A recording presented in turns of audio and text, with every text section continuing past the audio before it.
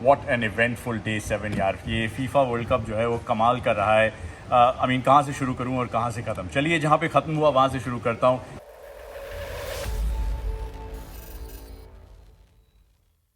Lionel Messi की Argentina has finally won a game. 36 match unbeaten run came to an end. Saudi Arabia ने उन्हें और पूरी दुनिया को शॉक किया और उसके बाद सब वेट कर रहे थे कि वो कैसे रिस्पॉन्ड करेंगे. And finally that response came against Mexico. And this is a team that was obviously under a lot of pressure. Lusail stadium में फैंस खचाखच भरे हुए थे. There was a raucous atmosphere. कमाल का शोर मच रहा था और पहले हाफ में स्कोर लाइन जो थी वो 0-0 की रही. तो ऐसा लगा कि Argentina just feeling a little bit of pressure perhaps, and maybe it's not going to happen for them in this World Cup. But then in the 64th minute comes the great man, right? Goes level with Diego Maradona in terms of World Cup goals scored. Scores in 6 consecutive internationals for Argentina, and what a beautiful strike it was, right? It was just something truly special. That's what they say, right? If you give him an inch, he will take a mile. Boy, does Messi make you smile. And that's the kind of moment that he gave Argentina. And that was not all, because uske baad ek youngster, 21-year-old Enzo Fernandez was to come on from the bench, and after coming on half an hour later, उन्होंने भी एक गोल मारा और खूबसूरती से उसको finish किया. अगर आपने नहीं देखे ये दोनों गोल्स तो प्लीज़ जियो सिनेमा की ऐप पे हाइलाइट्स देखिए and find out what those two goals were all about. What those two goals have done is that they've made this Group C, जिसमें अर्जेंटीना है, पोलैंड है, very very exciting, because Saudi Arabia के 3 points हैं, Mexico का भी 1 point है क्योंकि उन्होंने पोलैंड के साथ ड्रॉ खेला था. उसके अलावा अब अर्जेंटीना जीत चुकी है तो उनके 3 पॉइंट हो चुके हैं, और क्योंकि पोलैंड आज पहले मैच में जीती तो उनके 4 पॉइंट्स हैं. So it sets it up beautifully. इस ग्रुप में अगला मुकाबला होगा अर्जेंटीना और पोलैंड के बीच, रफली 6 पॉइंटर. जो भी इस ग्रुप को टॉप करेगा वो ग्रुप डी की दूसरी टीम से खेलेगा. जो इसमें सेकंड आएगा वो शायद फ्रांस से भिड़ सकता है नॉकआउट राउंड्स में. Very very tasty one. When रूनी और रॉबर्ट पेरेज मेरे साथ यहाँ पे बैठे हुए थे. वेन रूनी ने एक्चुअली कहा कि Argentina will beat Poland and go through, और उसके साथ साथ Saudi Arabia might shock Mexico and go through as well. If that happens this will truly be an Asian world cup like no other. I, for one, can't wait to watch that third round of matches unfold.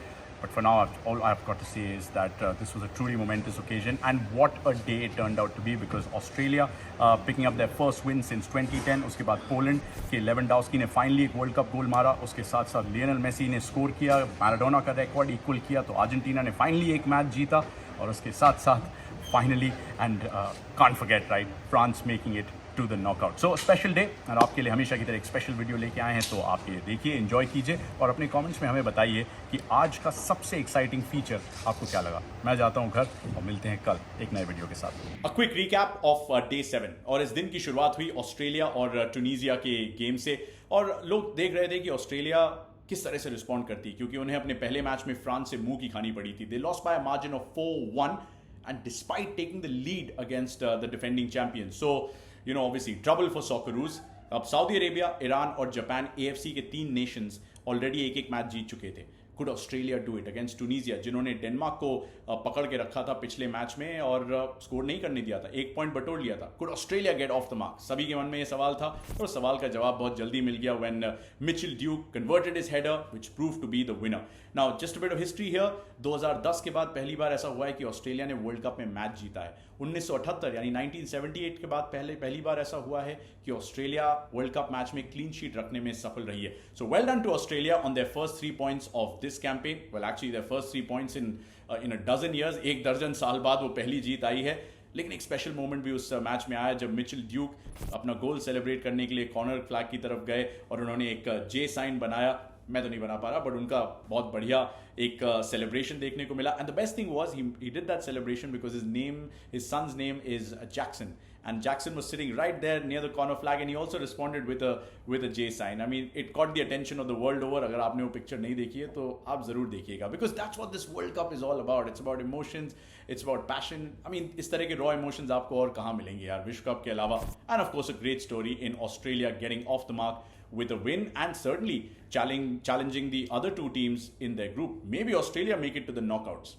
On to the second game of the day, जहां पे Saudi Arabia were looking to become the first team to actually make it to the knockouts. Saudi Arabia, yes, amongst all the big wigs in this World Cup, Saudi Arabia actually had the first opportunity to make it to the round of 16. Up against them, a Poland side जिनका पिछला match बहुत ही uninspiring रहा था. Mexico के goalkeeper ओचोआ ने Lewandowski की penalty बचाई थी, and people just thought may be same old Poland, वही आएंगे, थोड़ा सा पार्टिसिपेट करेंगे और चले जाएंगे. बट नो, ऐसा नहीं हुआ क्योंकि ज़िएलिंस्की ने गोल मारा पोलैंड के लिए और सऊदी अरेबिया के जितने भी फैन स्टेडियम में मौजूद थे दे वर एब्सोल्युटली स्टन्ड। लेवेंडोव्स्की की असिस्ट उसमें देखने को मिली। लेकिन एक चीज़ ज़रूर है जिस पे सबकी निगाहें थी, लेवेंडोव्स्की इतने महान गोल स्कोरर, राइट, 70 से ज़्यादा गोल अपने देश के लिए, बायर्न म्यूनिक के लिए उन्होंने कितने गोल मारे हैं, right. I mean the history speaks for itself and of course one of the legends of Bundesliga where he competes with somebody like a Gerd Muller in terms of records, और अब Barcelona के लिए खेलते हैं। Proven, trusted, legit superstar. लेकिन world cup का goal उनके पास नहीं था, जो कि इस मैच में फाइनली अंततः आ गया। And I'm sure that's a huge burden off his shoulders, and you could tell from the way he celebrated that goal, went sliding in, and perhaps even a tear in his eye as he celebrated with his teammates. That made it 2-0 to Poland. एक और अच्छा moment उस game में आया जब शेज़नी ने अल दोसरी की penalty बचाई।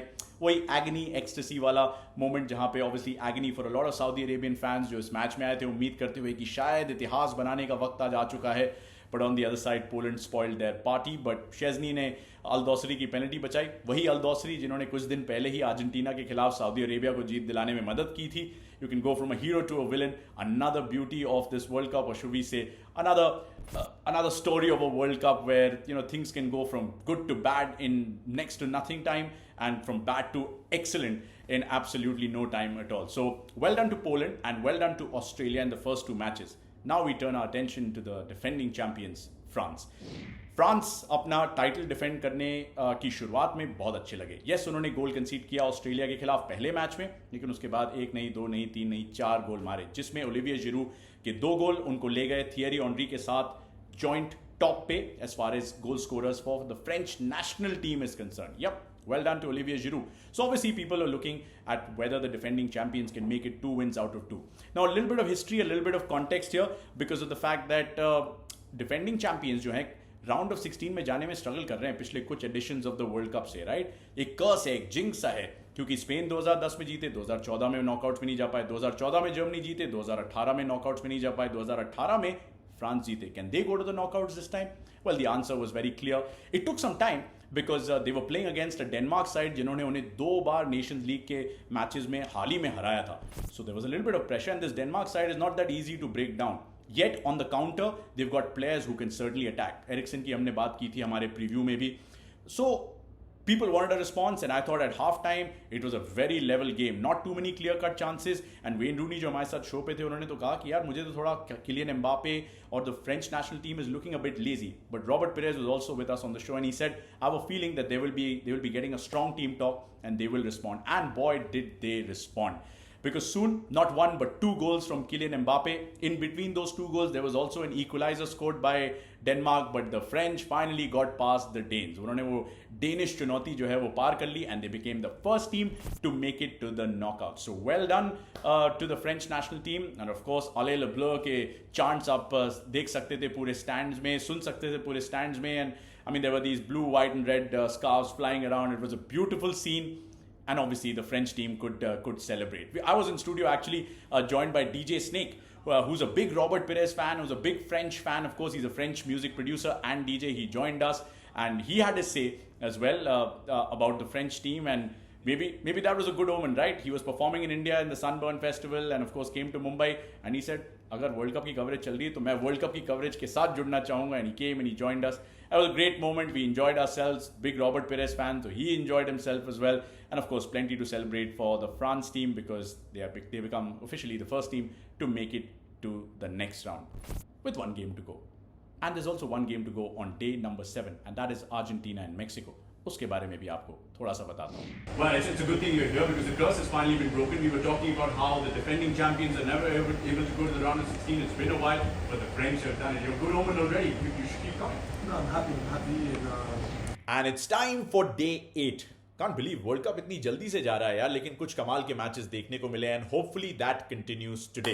Really excited to talk about this. तो कौन से 4 मैचेस हैं जिन पे आपको आज नजर रखनी चाहिए, जल्दी से बता देता हूं। ग्रुप ई में जापान और कोस्टा रिका का मुकाबला है जो कि खेला जाएगा अहमद बिन अली स्टेडियम में। 2 चीजें जो आप इस मैच में देखना चाहेंगे, जापान ने जर्मनी को शॉक कर दिया था पिछले मैच में, 2-1 से हराया था। दोनों ही गोल स्कोरर्स जर्मनी की टॉप डिवीजन में फुटबॉल खेलते हैं। Take that, Germany. So Japan will be in action looking to make it 2 wins out of 2. Can they do it? Maybe they can, क्योंकि उनके सामने कोस्टा रिका की एक ऐसी टीम है जिसने स्पेन से 1, 2, 3, 4, 5, 6 7 गोल खाए थे, unbelievable. It was Spain's biggest ever World Cup win, and Costa Rica have a lot of homework to do, guys. And against Japan, I have a feeling there might be a bit of a response, but Japan will be really, really eager to prove that Germany result was no fluke.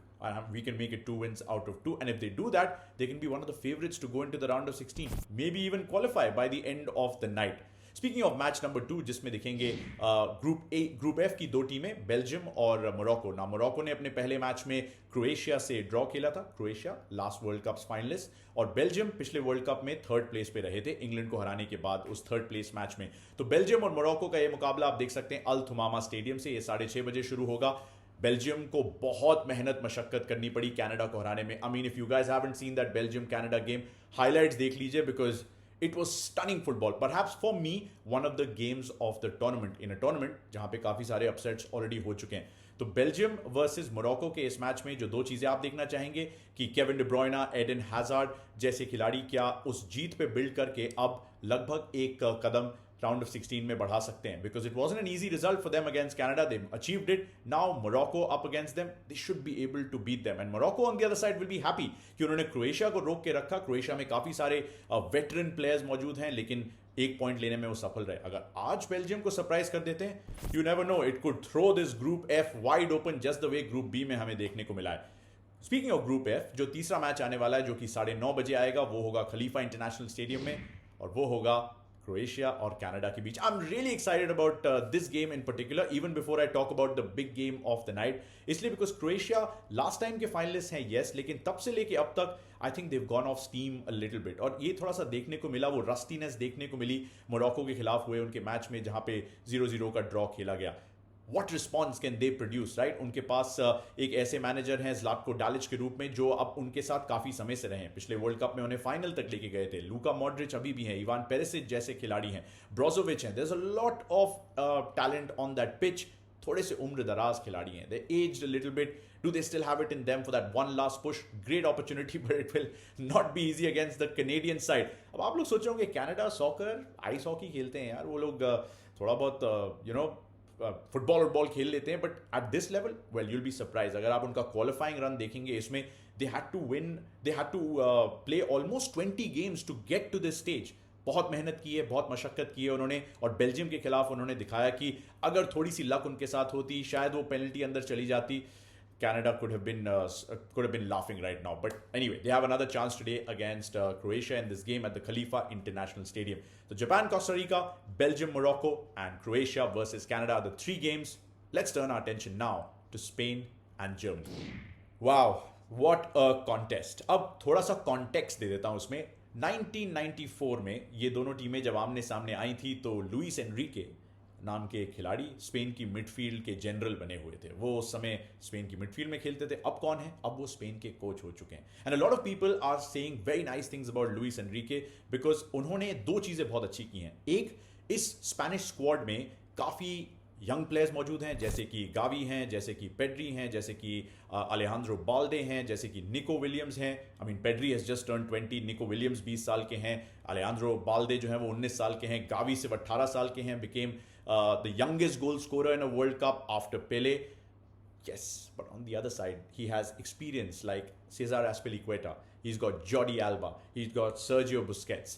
So experience और youth को जब आप साथ मिलाते हैं, तो एक अच्छे टैक्टिशियन, एक मास्टरमाइंड, एक अच्छे मैन मैनेजर की जरूरत होती है, and that is Luis Enrique. मैं लुइस एनरिके की बात इसलिए भी कर रहा हूं बिकॉज ये जो स्पेन की साइड है वो बहुत अंडर प्रेशर आई है इस टूर्नामेंट में. लेकिन लुइस एनरिके ने लगभग एक प्रेशर स्पंज का काम किया है, where he is taken it off the squad and he said, मुझसे बात कीजिए, talk to me, I'm the coach of this team. He's come a long way from 1994 जब वो स्पेन के लिए मिडफील्ड में खेलते थे, to now when he's the coach of a team that beat Costa Rica 7-0. It was their biggest World Cup win in their history. Apart from that, they broke so many records. सबसे ज्यादा possession अगर किसी team का किसी match में रहा है world cup के, स्पेन का अगेंस्ट कोस्टा रिका. 1043 पासेस, जिसके बारे में मैंने रिव्यू में भी बात की थी, उसकी पास एक्यूरेसी आप सोचिए कि लगभग 1000 पास उन्होंने कंप्लीट किए थे. That is absolutely phenomenal. और उसमें भी 4 ऐसे खिलाड़ी उनकी टीम में थे जिन्होंने 100 या उससे ज्यादा पासेस कंप्लीट किए. उनके दोनों सेंटर बैक्स यानी कि रॉड्री और एमेरिक लेपोर्ट, और उनके दोनों फुल बैक्स यानी कि जॉर्डी एल्बा और Cesar Azpilicueta were just phenomenal in that game. But goals भी आए. not one, not two, but a total of 7, 6 different goal scorers as well. And I mean, कहाँ से शुरू करूँ, right? Dani Olmo ने गोल मारा, he was phenomenal for them. Marco Asensio ने गोल मारा, Ferran Torres ने 2 गोल मारे, उनके बारे में भी थोड़ा सा आगे बताऊंगा. Gavi ने गोल मारा, became the youngest player since Pele to score in a World Cup game. Carlos Soler ने गोल मारा और Alvaro Morata ने भी गोल मारा. So goal scoring problem has been taken care of. Now the only issue is Germany. But before I get to Germany, just a bit on Spain once again. Apart from all the records that they broke, this is a very well-oiled unit. They love keeping the ball possession वो लोग रखते हैं, बहुत beautifully passes spread करते हैं, build-up play के साथ चलते हैं. वो नहीं कि route one football हो रही है कि center back ने सीधे striker की तरफ मारा and they try and attempt. No, this is a very different side. And also, I'm very happy to see Ferran Torres scoring. अब थोड़ा सा कॉन्टेक्स्ट की, जो स्पेन के पिछले मैनेजर थे वो अल्वारो मोराटा, जो कि स्ट्राइकर हैं स्पेन के, उनके बहुत बड़े फैन थे. उन्होंने कहा कि if I'd like to see a man with a girl, it would be somebody like Alvaro Morata. और guess what happens? Luis Enrique की बेटी is now in a relationship with Ferran Torres. Just a side little story for you to tell you कि दामाद जी हैं हमारे Ferran Torres और 2 गोल मार चुके हैं, तो शुरुआत उनके लिए कमाल की रही है. And he will be a man to watch for me in this game. Apart from that, I'd love to see Gavi. I'd love to see Pedri. I mean, just a little bit of context on Pedri as well. He played less than 1 hour in the game against Costa Rica, जिसमें Spain almost match खत्म कर चुकी थी उस stage तक, और उसमें भी उन्होंने 89 पासेस में से 86 कंप्लीट किया at a very high pass accuracy rate. Apart from that, he creates chances and all of that. What a player Pedri is. And of course Gavi ने गोल मारा, and I have already told you कितने सारे youngsters हैं. Lot of exciting talent in the Spanish team. But now, on to Germany. क्या हो गया यार Germany को? I mean, last World Cup in 2018, they got knocked out of the group stages. और थोड़ा सा यहाँ पे हिस्ट्री की तरफ चलते हैं, क्योंकि 1938 was the last time that Germany got knocked out even before making it to the knockout stages. That is a phenomenal run which came to an end in 2018. Now, they've come to that stage once again. क्योंकि किसी ने expect नहीं किया था कि Japan उनको हरा देंगे, और अगर आज जर्मनी स्पेन से हार जाते हैं, they could be heading to the exit door once again. This is the second most successful side in the history of World Cups. They won so many matches, they've scored so many goals, they've had such brilliant players in their history. मतलब कहाँ से शुरू करें और कहाँ से अंत. और ऐसा नहीं है कि ये स्क्वाड खराब है. हैंजी फ्लिक, जो कि उनके कोच हैं, उनके अंडर उन्होंने कमाल की फुटबॉल खेली है. But Japan beat them 2-1 and showed the world that the bigger powers in this competition can be beaten.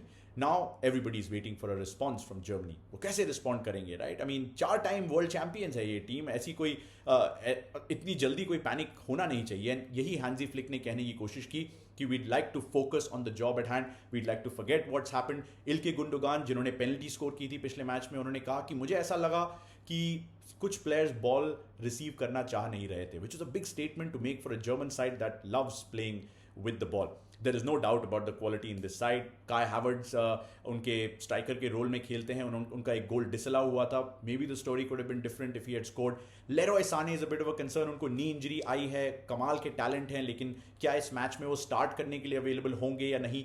दूसरी तरफ सर्ज गनाब्री हैं. I am very impressed with Serge Gnabry, even though Germany lost, because he took shots. I think 6 shots on goal, 3 of them were on target as well. काफ़ी chance creation ability है उनके पास. So very exciting players to watch, and then there's and there's the likes of Jamal Musiala and Joshua Kimmich, and apart from that there's Ilkay Gundogan and Rudiger at the back and Manuel Neuer at the back. So this German side has no problems on paper. What's on the pitch seems to be completely different. ऐसा कभी नहीं हुआ Germany के world cup इतिहास में कि वो लगातार 3 मैचेस हारे हों, और ऐसा कभी नहीं हुआ कि वो 2 ग्रुप स्टेजेस मैच हार के लगातार बाहर हो गए हों. But they are on the exit door, and Spain would like to put that final nail in the coffin by winning tonight against them. It is a huge clash, perhaps at the moment the game of the tournament. A quick reminder to you all कि ये group ई का match है. Group ई में Spain और Germany के साथ साथ Japan और कोस्टा रिका हैं.